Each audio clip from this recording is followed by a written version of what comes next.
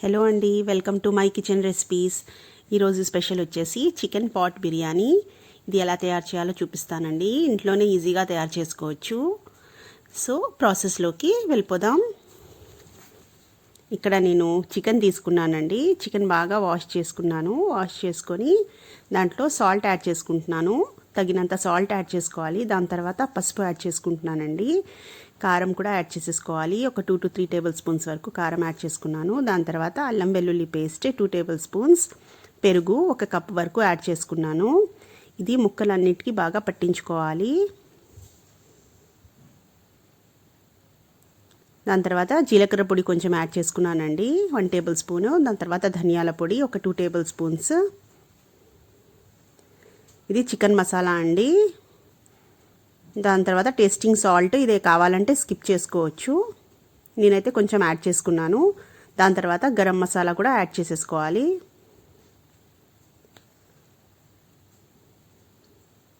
ఇప్పుడు నిమ్మకాయ పిండుకుంటున్నానండి.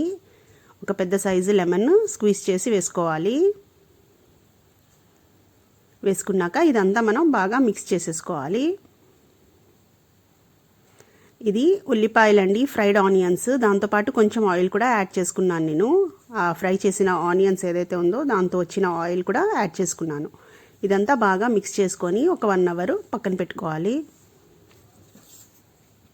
ఇదిగోండి, ఇక్కడ నేను ఫ్రైడ్ ఆనియన్స్ చేసి పెట్టుకున్నాను. చూసారు కదా, ఈ కలర్లో ఉండాలి మనకి ఫ్రై ఆనియన్స్.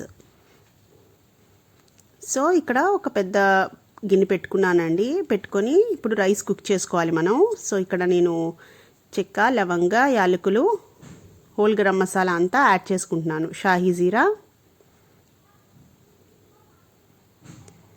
ఇవన్నీ యాడ్ చేసుకున్నాక తగినంత సాల్ట్ కూడా యాడ్ చేసుకోవాలండి. సాల్ట్ కొంచెం ఎక్కువే ఉండాలి మనకి బాస్మతి రైస్కి.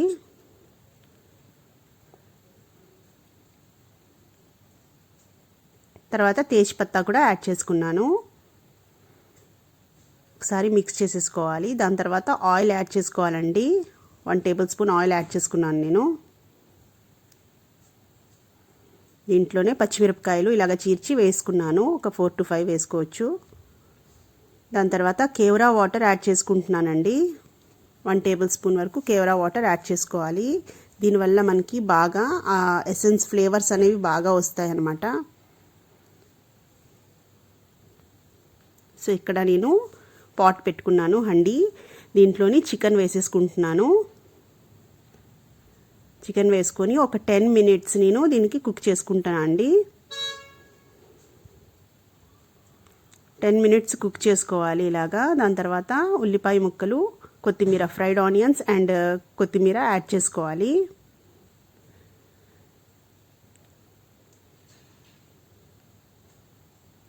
మూత పెట్టేసి ఒక 10 minutes అలాగే వదిలేసి కుక్ చేసుకోవాలి. చూసారు కదా, ఇలాగా మనకి గ్రేవీ లాగా వస్తుందన్నమాట. ఇక్కడ మన వాటర్ కూడా ఇప్పుడు బాయిల్ అయిపోతుందండి.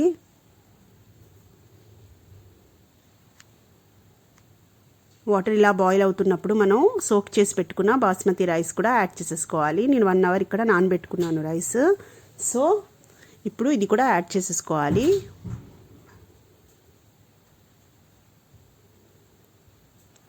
యాడ్ చేసుకొని ఇది 80% వరకు కుక్ చేసుకోవాలండి. మరి ఎక్కువగా ఉడికించకూడదు, ఎక్కువ కలపకూడదు కూడాను.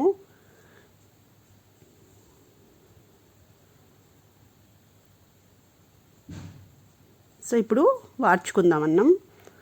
దాని తర్వాత ఇక్కడ గ్రేవీ కర్రీ కూడా రెడీ అయిపోయింది.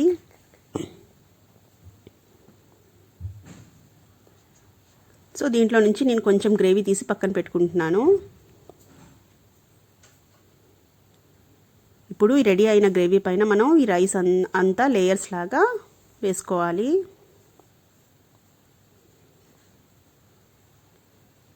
ఈక్వల్గా వేసుకోవాలండి అంతా.